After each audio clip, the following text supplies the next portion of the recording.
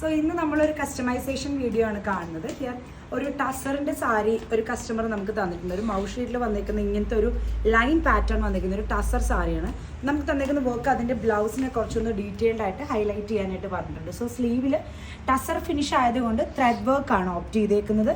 ചെറിയൊരു ആൻറ്റിക്കിൻ്റെയും സറിയുടെ ലൈൻസിൽ ത്രെഡ്സ് ആണ്, anchor threads വെച്ചിട്ട് നല്ല ചെറിയ ഫ്രഞ്ച് നോട്ട്സ് ഉള്ള ത്രെഡ് വർക്കാണ് നമ്മൾ ഇതിൽ കൊടുത്തിരിക്കുന്നത്. ഇതിപ്പോൾ ഇതിൻ്റെ സ്ലീവ് പോർഷനാണ്. അതിൻ്റെ രണ്ട് സ്ലീവും, ആ സ്ലീവിനെ ഫസ്റ്റ് നമ്മൾ ഇനിഷ്യലി ആ ഒരു രീതിയിൽ സ്കെച്ച് ഔട്ട് ചെയ്തിട്ട് ദെൻ കരീഗാർ ഹാൻഡ് വർക്ക് ചെയ്യും അതിൽ. ദെൻ ഫൈനൽ ഔട്ട്പുട്ട് വരുമ്പം ഈ ഒരു ഫീൽ ആൻഡ് ഫിനിഷ് ആണ് വരുന്നത്. ബോർഡറിങ്ങും ചെയ്തിട്ടുണ്ട്.